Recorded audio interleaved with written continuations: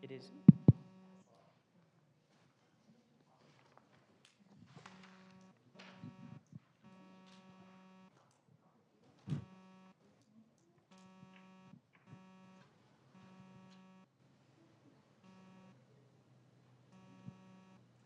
Hello, everybody. Welcome here at this important Hinckley Forum. We're very glad to be here together. We have been doing this Hinckley Forum, a follow-up of our Oxford Consortium, a week or two after our Oxford experience from day one for almost 10 years. And it has gone on so well. The whole idea of being here today is to let our very distinguished panel here, the group, the students, select students from here, from Utah, who went to Oxford to share their Oxford experience with you, say a few things about themselves, and then give a group presentation on a theme that relates at the center, at the very heart of our Oxford project. That's what they'll be doing. So first, I'll be saying a few words. I'll introduce myself first, and then thank our sponsors, and then we'll let Michelle Daly from the Office for Global Engagement say a few words about the upcoming Ghana, the planned Ghana Consortium, Ghana workshop that the Consortium, Oxford Consortium plans to do in the fall.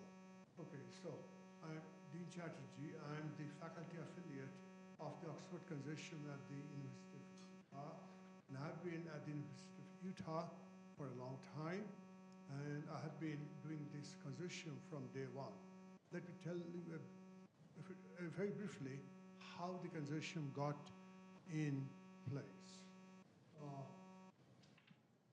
About 10 years ago or so, a little over 10 years ago, the founding director of the Oxford Consortium, Dr. Cheney Ryan, who was at the time a fellow at the Carnegie Council in New York City, and I was a fellow at the same time there at the council there.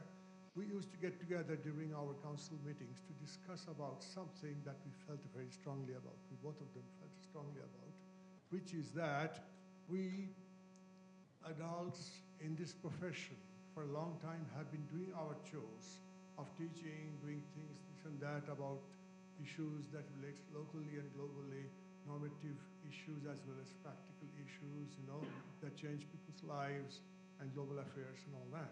But what about the younger generation?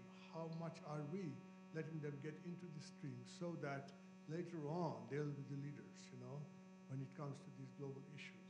So with that concern, we decided that we have to do something in a place which is sort of central to this world when it comes to both academia and activism, where we can bring young students, promising, bright young students who are locally engaged with a global vision, those who can talk about and explore and learn from each other the important issues about human rights, peace, and conflict, those things that are current big issues in the world.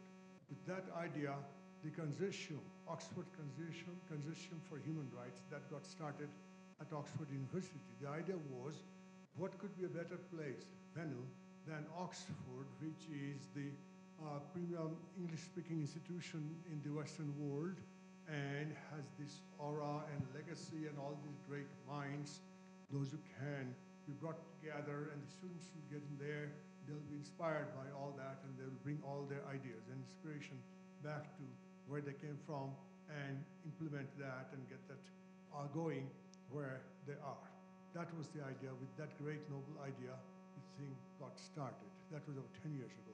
And from then on, each time after we have gone there, we have come back, we have done this forum right here, thanks to Jean O at this Hinckley Institute, the director, who has been a big support and help for us. Of course, along with her today, this year, of course, Alan Cockrell right there, sitting there. I would like to thank him too, and he had been there with this team, Oxford Consortium, in 2018, I believe, and he can tell you a bit about what he learned and what he is doing with that today. Okay, so the theme of this year's Oxford Consortium, by the way, the consortium is held twice a year in March and in June. In March, it's the same theme routinely. Every year, it's a broad theme. It's the theme is human rights, armed conflict, and the struggle for peace. So it's peace and war and peace and conflict vis-a-vis human rights. And those are the central issues when it comes to this turbulent world. And what is it that our students can do about it? What can they take from the discussion on that? That's the idea. And so we focus usually there on this notion of peace, definitely. The idea is to build peace via human rights. Now, peace cannot be peace, true peace, without being a just peace. Peace with justice is the true peace. And for that, then, we have to understand the idea of justice. And we cannot understand the idea of justice without the most important component of justice, which is human rights. So that's how all of them are sort of integrally connected together. So all these issues come up. So today, this time, for example, just over a week ago at Oxford, under this broad umbrella, we got into these specific issues, both in their normative dimension as well as in their practical context. What were they? For example, just to name a few, foreign policy, militarism, technology, conflict, international law, humanitarian aid, and peace activism. But most importantly, to understand all these things with the insights from our exceptional students, those who go there. And I'll tell you a bit more, of course, a lot more about the students just in a minute. Okay, so we do all these things under this rubric or the umbrella of what we call global justice. Justice is just not local, it has to be global. The idea is to, how can we achieve a just world where justice and peace prevails, okay? So global justice vis-a-vis human rights, that's the theme. Okay, so there, with that idea in mind, initially 5 or 6 schools, I believe, we got together for this consortium. 3 Pac-12 schools, Oregon and USC from the West Coast and Utah, 3 Pac-12, and then on the East Coast, Quinnipiac and Georgetown. Initially, that was the focus or the mix. Then over the years, somehow Georgetown fell off, and also USC is not with us anymore. But instead, what we have done, and we have done that deliberately, to have some lesser-known schools with us to make this participation in these hallowed institutional activities more equitable, so that students can have a wider reach, so that we can have a wider reach to the students who cannot otherwise have access to Oxford and to this discussion and insights and activism. So with that, we have now several universities now, but our University of Utah has been there from day one, and I have been the one selecting the students, bringing them together with the help, of course, all the important and great institutes at the University of Utah here, and of course our very special partner, Westminster College here in Utah. So that's our Utah group, and I'll tell you just a minute about our sponsors and who they are, and I'll thank them. Okay, so that's basically what it is, and this time we have, just like every year, an exceptionally brilliant group. For example, a Rhodes Scholar sitting here, and she will be studying in Oxford in the coming 2 years, you know, and now already she got a glimpse of Oxford by going there last week. But everybody else, they're just exceptional like that. And our past students, if I start telling them about what they have been doing, exceptionally, they have succeeded in whatever they have done, both in the academic world as well as other ventures they have gone into. But that will be getting into too many details. So along with this March consortium, which is usually on war, peace, and human rights, in June, the consortium, the annual consortium in June, happens to be on a specific theme, and that changes every year. And then based on that, either we do that in Oxford or in some other places.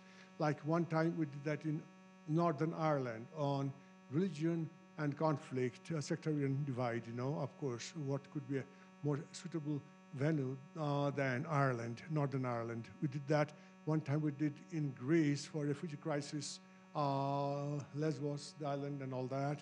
another time in Geneva, and sometimes at the United Nations too. That's either in June or sometimes in the fall. Last fall, we did something special in Brazil. And along with that, the idea is that this fall, there will be, we are proposing a special workshop in Ghana, Africa, on the legacy of the slave trade and what that means for today. And of course, Ghana was the very heart, the seat of that in the earlier days, you know. So we'll let Sherry Daly to speak about that from the Office for Global Engagement. The Office for Global Engagement has been the home of this Oxford Consortium at the EU over here from day one, and it still is. And so it's the Office for Global Engagement with Sherry's leadership. They'll be doing this Ghana Consortium this fall, and you'll be hearing more about that very soon. So let me now acknowledge the sponsorships. Of course, the Hinckley Institute, you know, Jean O sitting over there, and she had been our big sponsor and supporters every time. She has supported our students sitting right over here. We have, I just mentioned, of course, our Office for Global Engagement, the Chief Global Officer, new on campus, Brian Gibson, and of course, Sherry Daly, the Executive Director of the office sitting right over here. We have our Westminster College, our partner, and there, Professor Richard Badenhausen, who is the founding dean of the honors college there, is a leading honors college in the entire country. We are so very proud of being here to be that close to this famous honors college. Professor Badenhausen and Professor Connie Etter and the faculty at the college, they have been our big sponsor and supporter there. And then this time, especially I would like to mention Pax Natura Foundation, a foundation, an international foundation, but it's based here, that's promoting sustainable global development, sustainability, which is the most important thing right now in view of this climate crisis that we are going through. They have been doing a lot, and the founding president of that institute, Randall Tolpin, we would like to thank him too for sponsoring our students this year. So these are the things I had to get out. And my name, I don't know, I mentioned that, Dean Chatterjee. I've been here at the EU and have been doing this Oxford thing with all these groups together. So with that brief, very brief introduction, perhaps it was not that brief, I would like to have Sherry come here and briefly say a few things about Ghana, a project that's coming up in the fall. And then the students, they will first say a few things about themselves and what they got from Oxford. And then they will do together a group presentation that they did at Oxford that went so well. That was a dynamic presentation on the theme of bringing human rights. The whole idea of human rights is not just it's some sort of vacuous concept putting up there. It has to have some local roots so that it is something concrete. And so how to combine the local and the global. So bringing human rights with that concept, they did on the topic of the current refugee crisis, and especially what Utah is doing there and how they're involved in that. And given, of course, what's going on in the world right now, look at what Russia is doing, you know, to Europe, Ukraine and all that, impending refugee crisis, but much before that, all around. They, in fact, will be giving that presentation. Then we'll have some time for Q&A. So, Sherry. Thank you, Dean. Thank you for the opportunity to spend just a few minutes, because I know we really want to hear from our students. We will be doing a session for the Oxford Consortium for Human Rights in Ghana at the Ensign location, the West Africa campus there. So we will be putting out lots of social media around that, and working, of course, with our campus partners, as we always do, including Hinckley and the Law School and the Honors College. So this is scheduled for fall break to correspond to our fall break, which would be great, I think, for our students. I know this particular Oxford Consortium was a week after our spring break, which I'm sure made it difficult for a lot of our students. So we're trying to align this one with our fall break. So pay attention to, if you're not a global, Cicely Sackerson over here is our communications and marketing manager for the Office for Global Engagement. So she'll be fundamental in helping us get the word out to everybody. And I would also invite our students who participated, if you wouldn't mind chatting with Cecily, if you'd like to, we'd love to get your stories because really you're the voices that we want to hear from. So I'm going to turn this back over to the students. And also for those who have come here to learn more about it and if you're interested in finding more about the future consortium projects, you should be asking questions and you can of course ask them, ask us, we're all here for you, okay, just to let you know. So now it's our students, those who are there, who will start and they will give their presentations now. So please now, students will take over.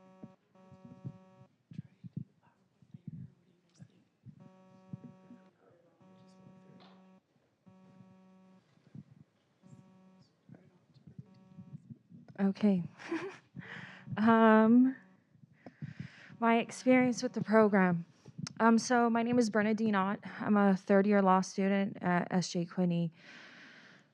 And I didn't apply to the program, so I didn't know a lot about it. It was like a last-minute invite to join the group when they went. And so when I went, I didn't really have expectations of the program. I just knew it was going to be about human rights. And we talked a lot about the psychology of conflict, international law, how cybersecurity plays into it, humanitarian aid, whether or not we are capable of reconciliation after war, genocide. There was like an array of topics that we discussed.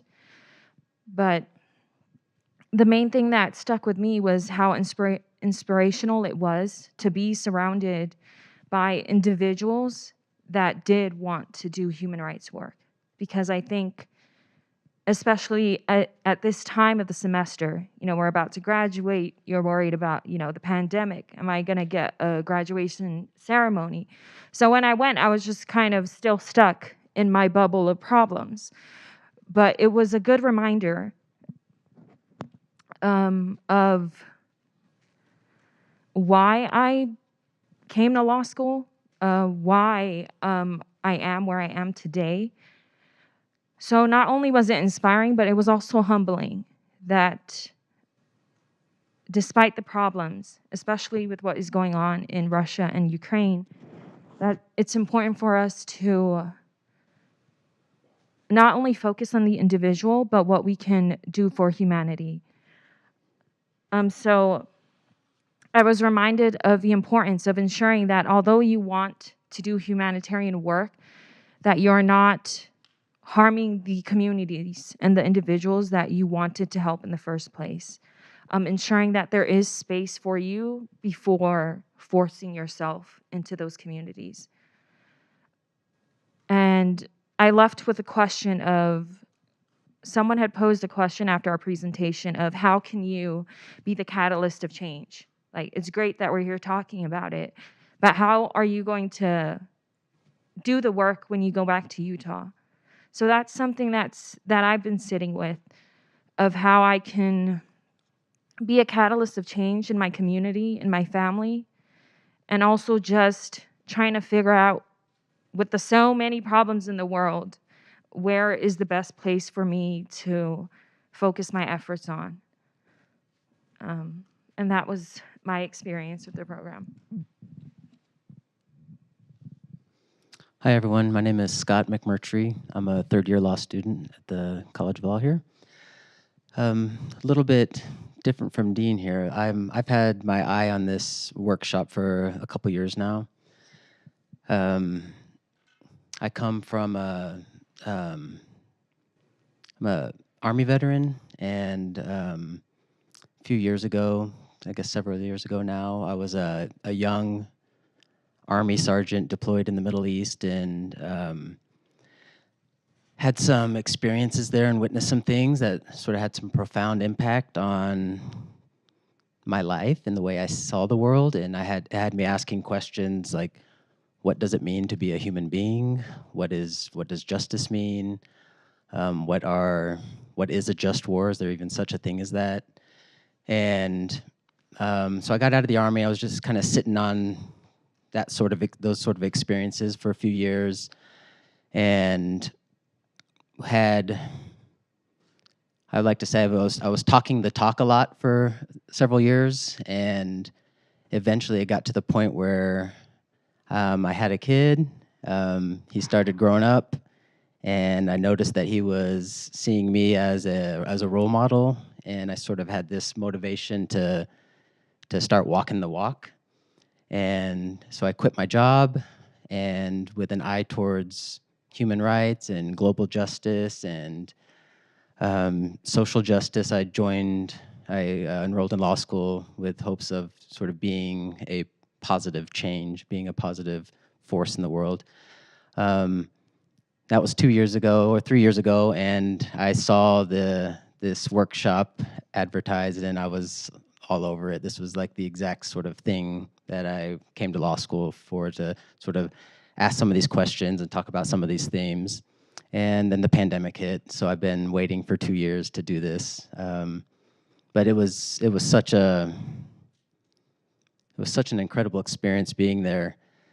I guess twofold for me. So there was a lot of talk, like Dean mentioned, about the psychology of conflict and some things like that. And I think those sessions gave me some personal understanding. I'm not going to say closure, but some personal understanding about why countries might go to war, like what leads people to do some pretty horrible things. But also it was very informative and powerful to see and hear from people who are on the ground, hearing from UN human rights workers who are doing the work on the ground, hearing from diplomats who are in the back rooms, trying to negotiate these things. And sort of one of the big takeaways was that there's always room for diplomacy, and that is really hard work, and it's really hard to understand sometimes another person's perspective, and how can we put ourselves into another person's shoes for even an hour while at a meeting or on a negotiating table, to sort of hear, like, be able to constructively work through problems. And I think that I gained some tools that I can use for, even if I don't go into a specific human rights field, just as a professional, as an attorney, some really good skills. Thank you. Okay, I'm Kim Koveen. I use they, them pronouns.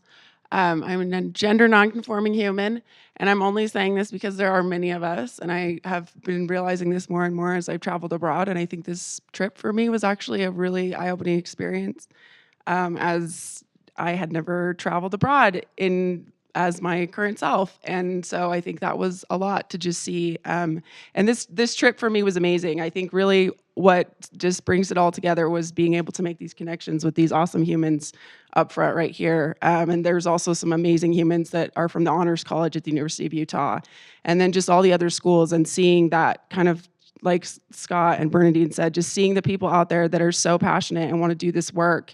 But then also it's hard, getting together and we talk, and so much of what we all face is barriers and walls, and where do we start, and how do, just so many questions. And I think what was also really powerful, though, was just asking the questions. That's part of the process. We have to ask the questions, even when they're uncomfortable. And even when they make us feel like our skin wants to crawl, we have to ask those questions. And I think that's, part of this conference was sitting and asking a lot of hard questions for a whole week, and having a group educational experience. And I think this speaks to the caliber of the University of Utah. This speaks to the caliber of, just sheerly the professors and the faculty and the staff that we have here, that, we found that this was something important that we needed to go to, because that is the future of education, right? Is going to be more interactive experiences where we have more dialogue together. And this 19th century, however old, classroom motif that we've been doing for a while now needs to soon come to an end. And so I think what's beautiful is that we were able to be a part of that. And it was kind of a radical process, and there was things that, you know, it was hard. It was hard to, there's just a lot to process and a lot to think about in regards to some of these big issues. But I think also what was very apparent was, again, there's an erasure of voices, right? Even, you know, sitting on this stage, like, all of us are immigrants. And Indigenous voices need to be heard, and they need to be centered. And I think that's something, you know, just this experience has really brought to my mind, is how important that is, that their voices have a space, because there is so much, even with what's going on today, there's just so much erasure. And who are we to talk about war and conflict and peace when our own country's history is based on genocide and pillaging and putting children in schools, you know, and deprogramming them of a culture that is sustainable and that is far more holistic than the one that we are living now. And I think we just all have a lot to think about after this conference. And I hope, you know, just us being able to go was huge. And I just feel very grateful that I was even able to be a part of this.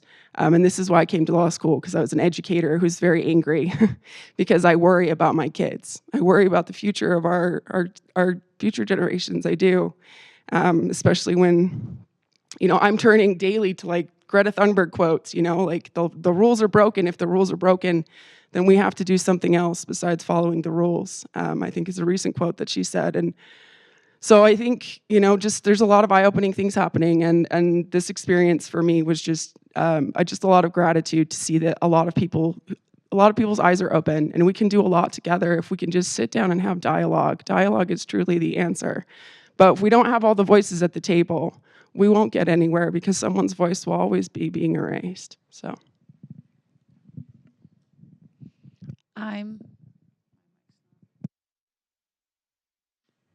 Hello.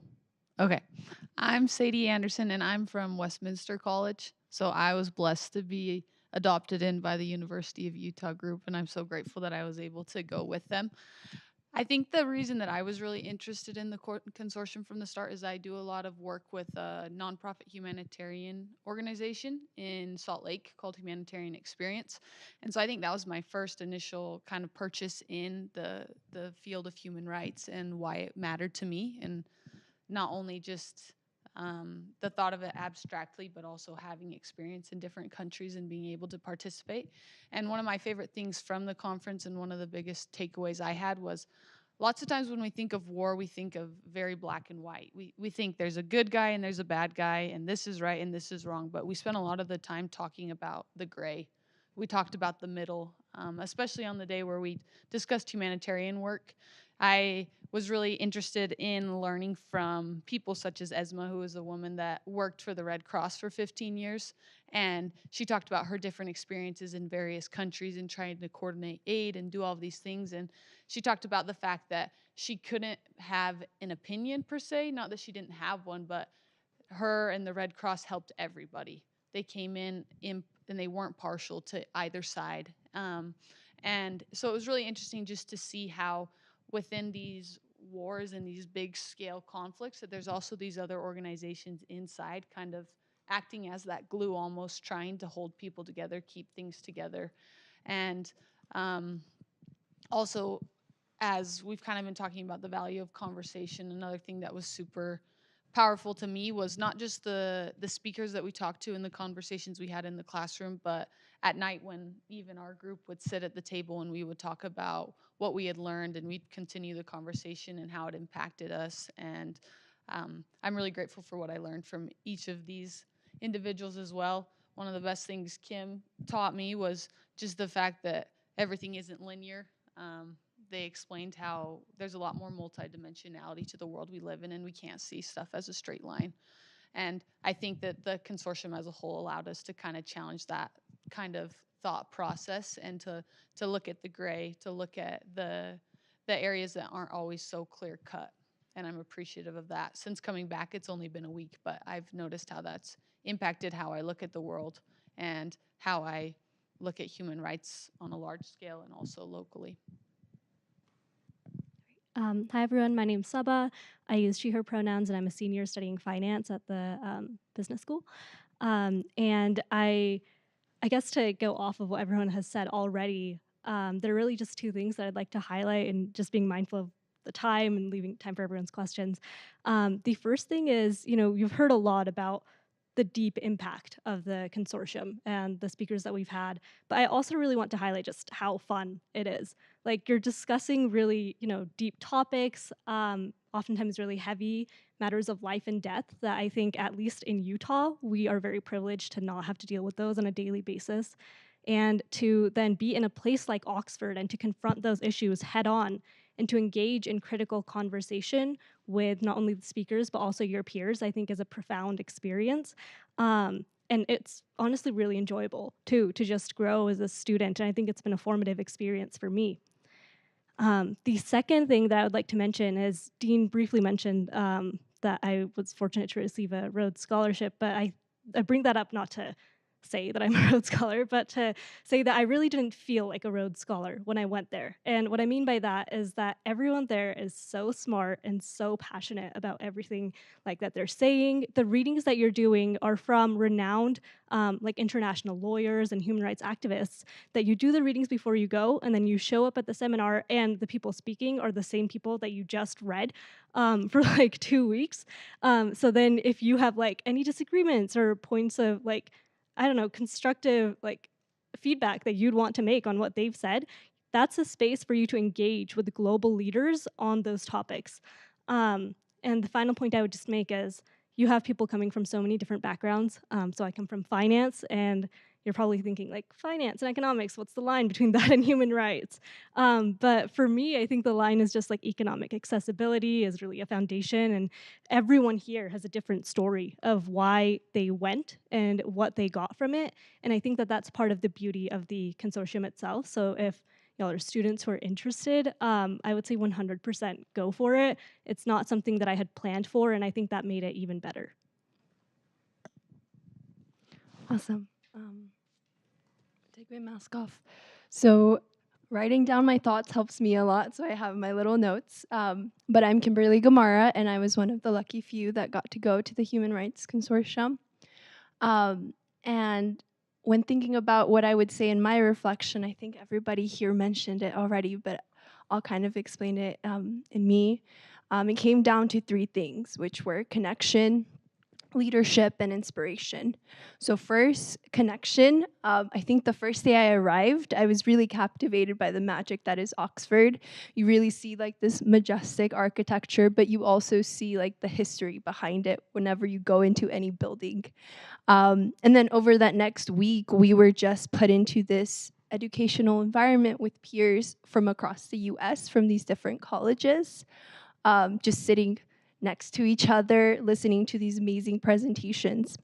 And these students came from science to law to journalism, finance. And I think the most incredible aspect of these lectures wasn't just being able to hear these presentations, but then also being able to speak about them amongst each other. I think we connected, but we also learned from each other so much. Not only from this amazing group, but I think I also learned so much from all the amazing other students from the different universities.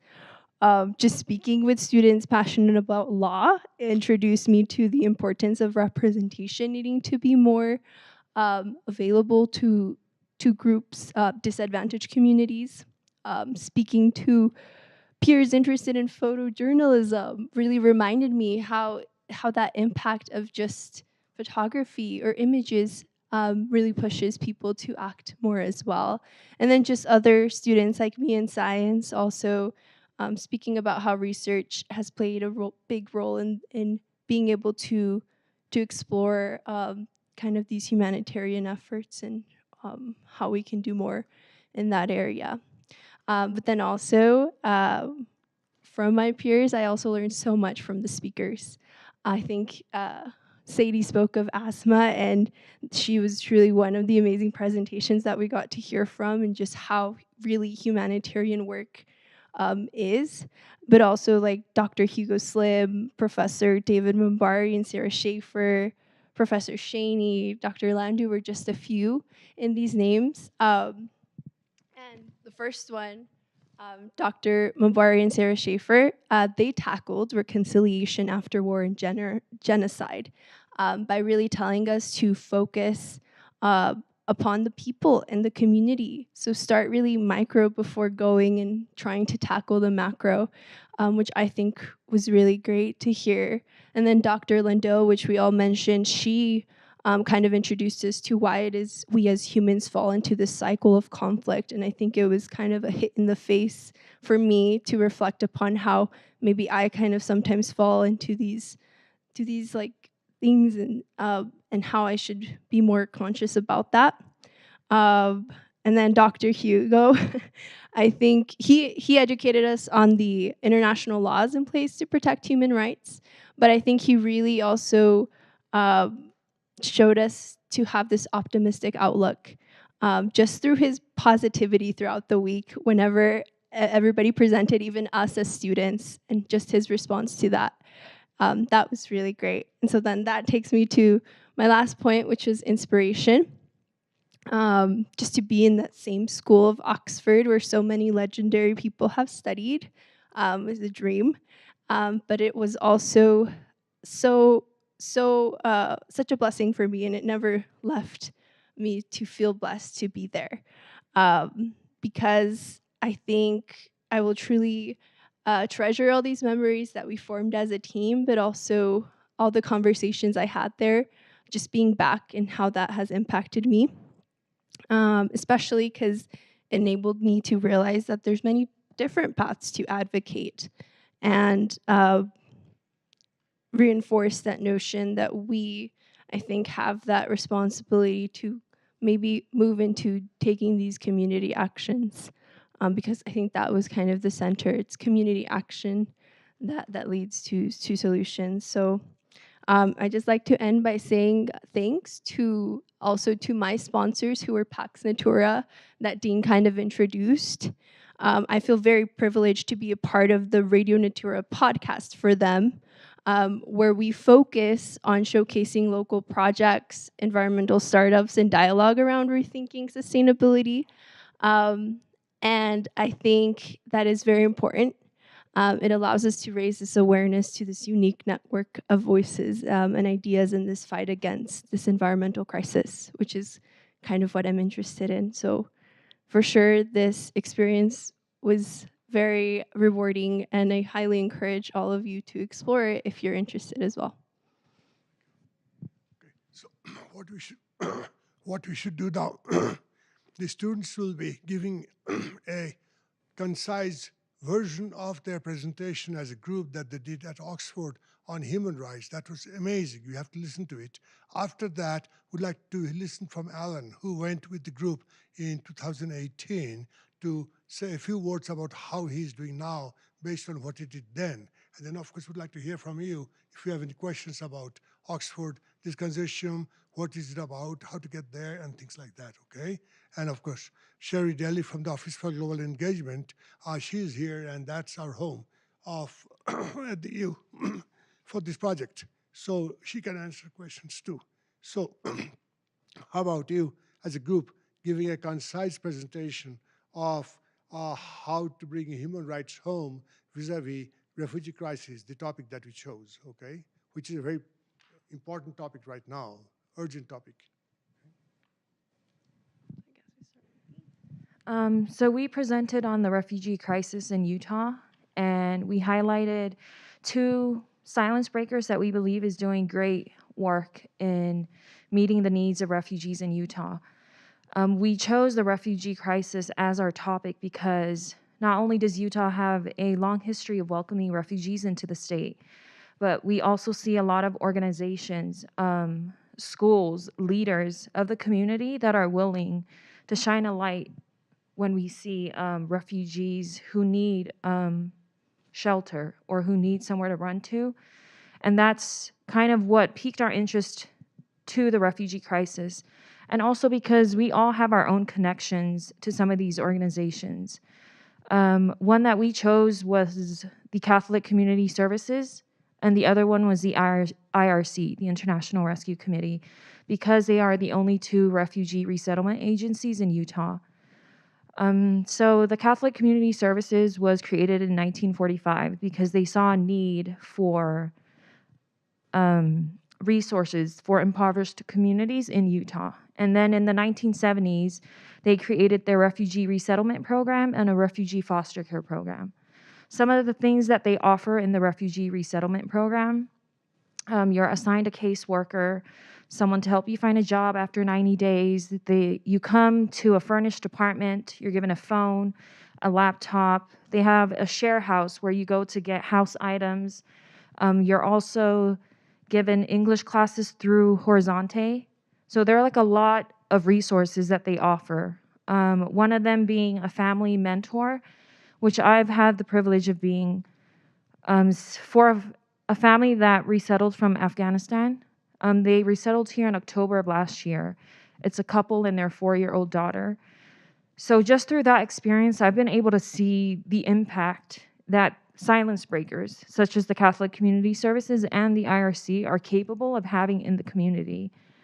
But even if they're doing great work, even though they are, from our time in Oxford, we see that there are some gaps that still need to be filled. Like we still need more silence breakers in the community because of the multidimensional aspects of refugee crisis, such as education, how sustainable it can be, the economics of it, and just all the other impacts that it has, because it's not something that you can measure on a linear spectrum. Sabo. And I guess just to give you like an overview of the presentation, I'll let Kim at the end talk a bit more about how we structured our presentation, because I think that's what really made it unique. But I spoke using my financial background to the economic aspects of assisting refugees and really about the narrative of refugees. And we actually titled our presentation Refuge, the Road to Realization.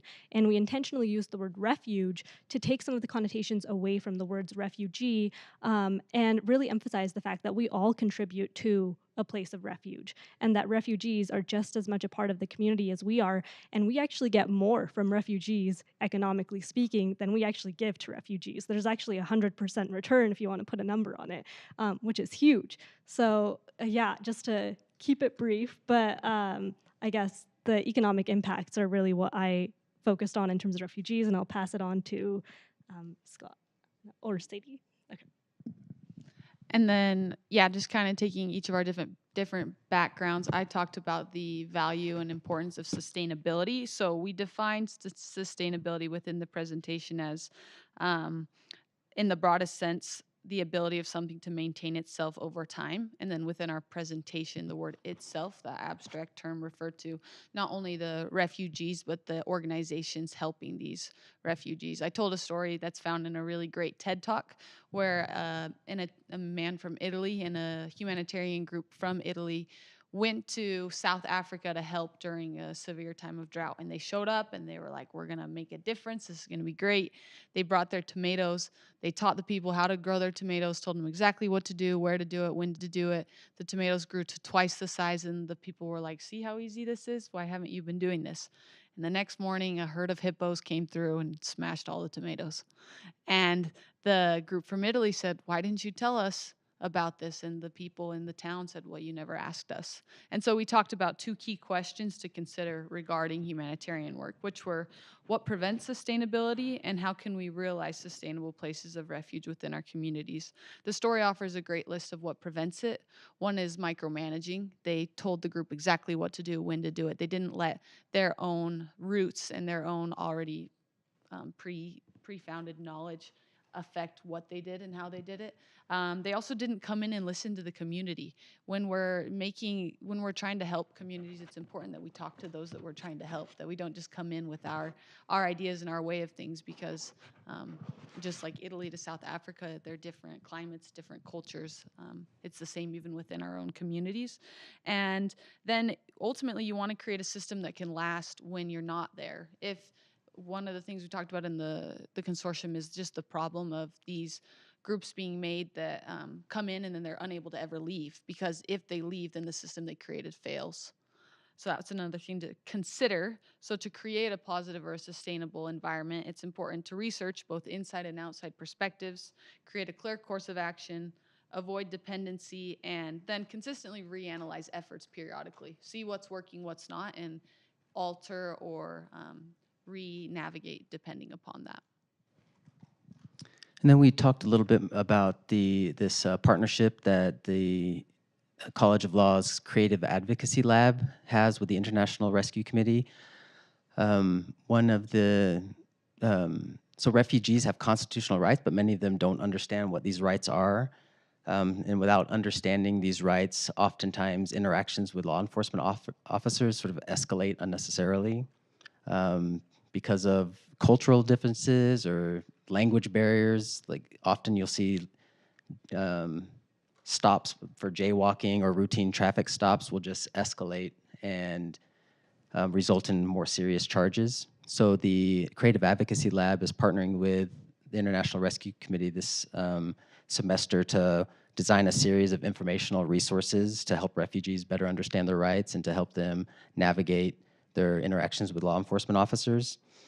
And one of the things that we took away from the workshop in Oxford was this idea we've been talking about, the hippo story of not projecting what we think the informational resources should look like, but getting input from the community members.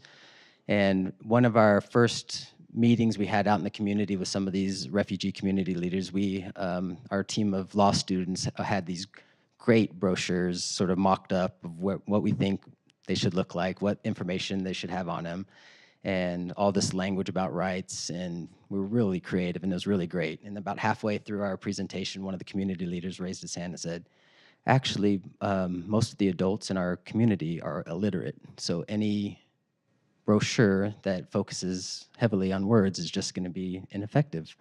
And that was sort of highlighted for us to, okay, we need to not come in with our own ideas, and we needed to really communicate with the community members we're trying to help. And then I kind of spoke on what the physical and mental implications are in this. And so I connected it to kind of climate change. Climate change is ever increasing, and we will have mental health implications, especially affecting those well-being of those that are affected. And kind of put in the analogy that some look at it, it's kind of like this bullet that we see is heading towards us. And although it hasn't hit us yet, it sure is hitting everything in between. And when it comes to refugees, actually refugees' predisposition to mental conditions or mental disorders are already largely a result from exposure to environmental crises, be it man-made or natural. And because of climate change now, it's even mostly both at the same time.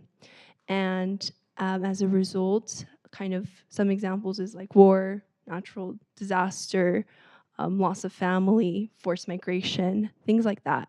So as a result of these experiences, you see that refugees have a higher burden of experiencing these types of mental conditions. They're even 10 times more likely than the general population of experiencing disorders like PTSD. And some of the most common things refugees face are PTSD, depressive disorders, anxiety disorders, and so on. And because of that, routine mental health screening is a big thing, right? But the screening itself should potentially also be looked at, because something that it's heavily reliant upon is to determine whether a refugee is mentally healthy. They look at whether they fit these criteria of showing symptoms to these traumas. And kind of that we spoke about. A lot of refugees aren't coming here knowing English well, or this isn't their highest worry. There's other things that play into that. So it's very easy that they may get a lower score, but that doesn't mean that they're not facing or experiencing any feelings with that. And so it comes down to what we've said. If we really want to help in this, we really have to focus on not imposing what we think treatment or care is for this, but actually speaking to what they would want, or how can we help. And so, yeah.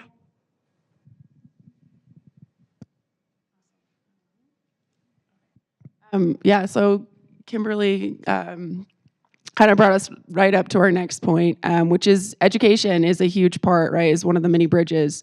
Clearly, refugees are multi-dimensional humans. They have a multiplicity of passions, and they're individuals and personalities, right? Nationalities, all of these things. And they have to interact in a world that is multi-dimensional and three-dimensional, just, right? And so we did the best we could to try to, I guess, bring that multi-dimensionality to the discussion, because we're concerned that what's happening is there's a lot of these gray areas where refugees are falling through the cracks, and we can do better as a community to help basically patch those cracks and see the cracks, because sometimes the biggest problem is that we don't see the cracks and they're right in front of us, but because of our perception, because of maybe our educational background or how we were raised, we just don't see it.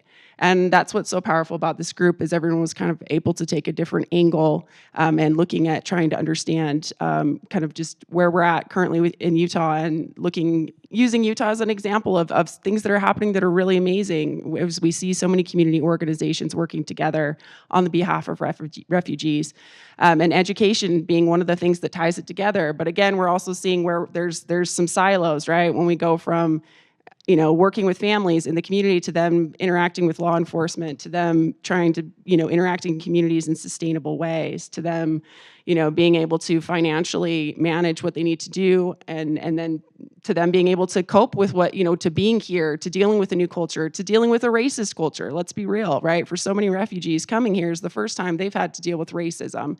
And it's not, I can't speak to that. I don't know what that's like, but I can speak to what it feels like to be an outsider.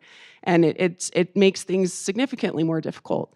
And so, I really focused on just the barriers, right? And instead of looking at refugees as or looking at humans, right, on our development as some linear progression, which we all know it's not, right? It's these holistic circles that intersect, and that we are able to become embodied with human community.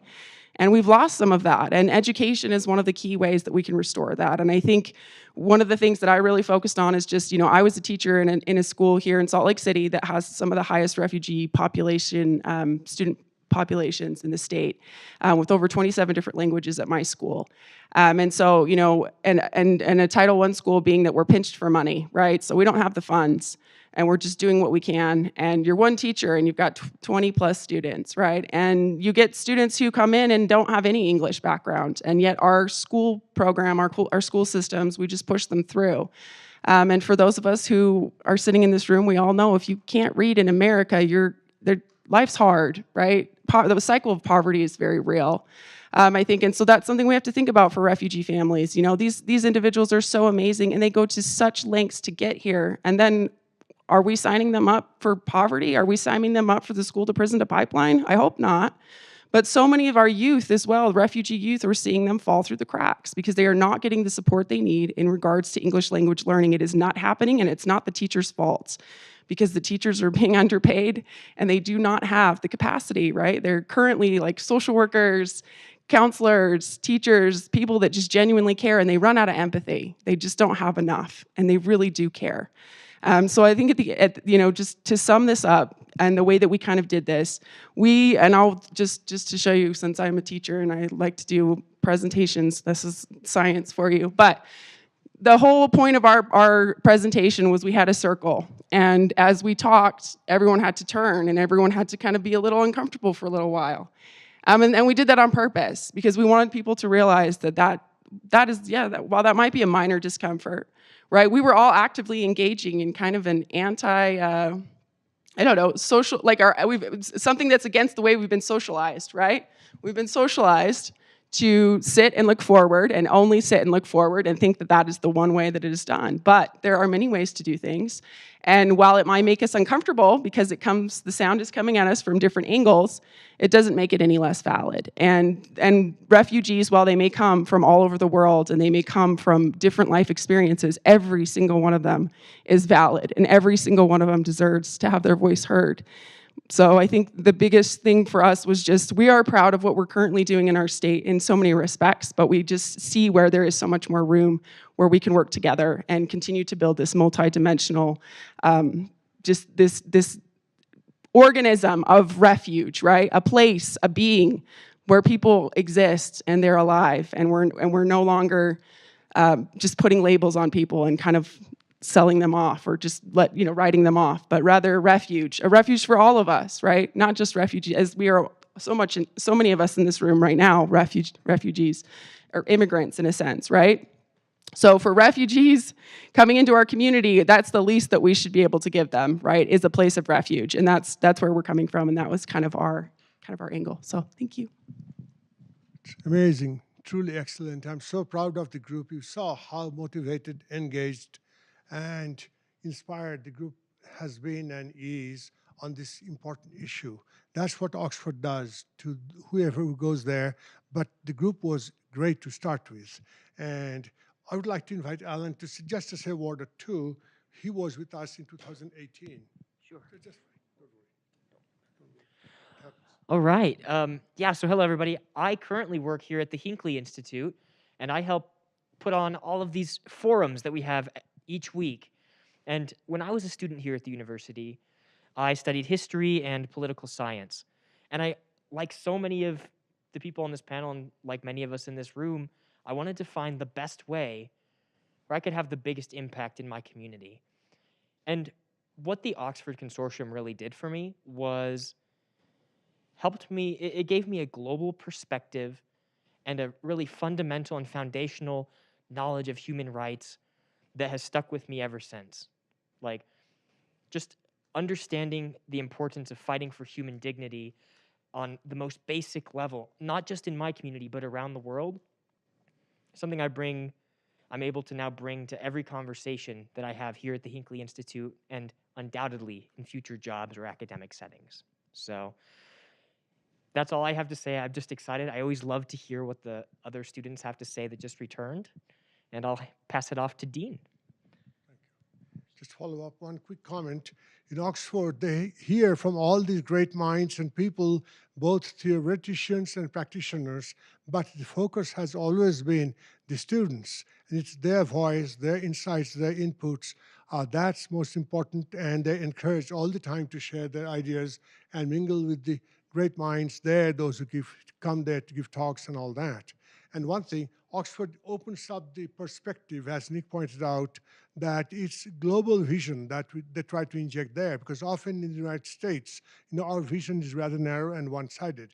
In Oxford, they try to open it up, and that's extremely important. So with these things being said, I would like to see if any of you would have questions, comments, and any other things that you would like to share with us that we can help you with. And if you're interested in participating, let us know that too. We have Sherry and others. And if you have any questions for them, the students, what a great group, please feel free to ask. Please. And then I'm actually going to run a mic to you, so people online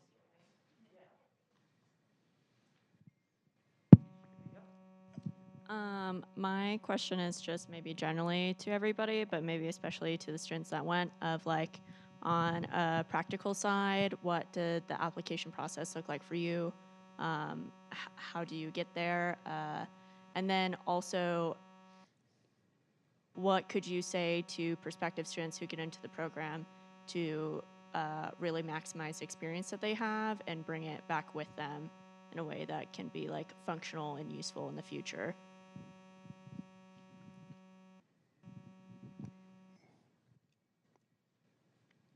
I don't know if Jean or Sherry want to talk to the application process, but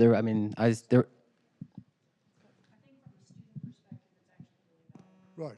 Oh, yeah, there was a posting for the opportunity, and it was a short essay sort of process and interview, and I think just highlighting maybe not necessarily, you don't necessarily have to have like human rights experience, but some connection, some interest is, necessary for the project. I would say do the readings that they assign you before you go. Give yourself time to reflect, ponder on the material, like let it marinate so that when you go, you have questions. Just be like as open-minded as you can be. Try to remove yourself, not erase your experience, but I feel like if you go with like a set parameter, like this is what I expect, this is what I want, like you're going to be disappointed. But I feel like if you take the initiative to ask questions and just be prepared, there's so much that you can learn not only from the speakers, but especially from the students. And I just want to jump in real quick because I have to scurry out of here in a minute. But I would also just say if you're thinking about going and you feel like your background doesn't necessarily align even with like human rights, like for me, I don't think I had really any experience in human rights. It was more like I worked on a campaign once, but most of it was like private sector. You still have a lot of value that you can bring to the human rights dialogue. So like, don't let that be something that closes the door for you. Like, just go for it. I guess to add to what you can take in your experience there, talk to every student if you can. I think that the nice thing that they did there was initially when we started off, we kind of got together as a Utah group, and so did the other schools, but then they kind of just mixed us up and let us talk. And I think that was really great. I got to learn about other projects students were doing, projects I was doing, and kind of engage them in that. And so I think that was really rewarding for me in order to get to learn more about the other students that went. Other questions, comments? So I will say, if anybody needs to go, it is 1 o'clock. Don't feel bad about leaving, but we'll get a few more questions in. And grab pizza on your way out. Okay, cool.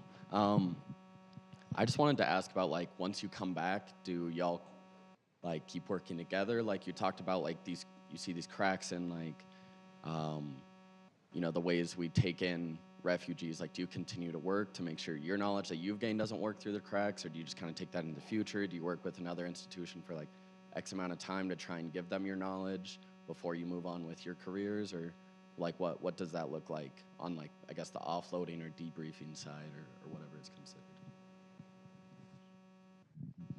Well, I think for starters, it's important that we're here right now. We're talking to all of you about our experiences, what we did, what we've learned. It's also cool that we're coming from the University of Utah and Westminster, because I'll be able to share this information with my community.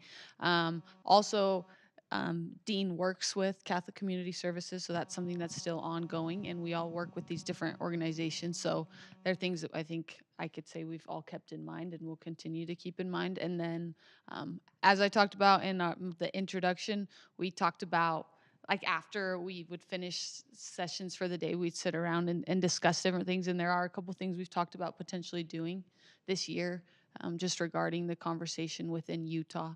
That's kind of a vague answer to the last one, but we're hopeful to keep working together in the future. Definitely.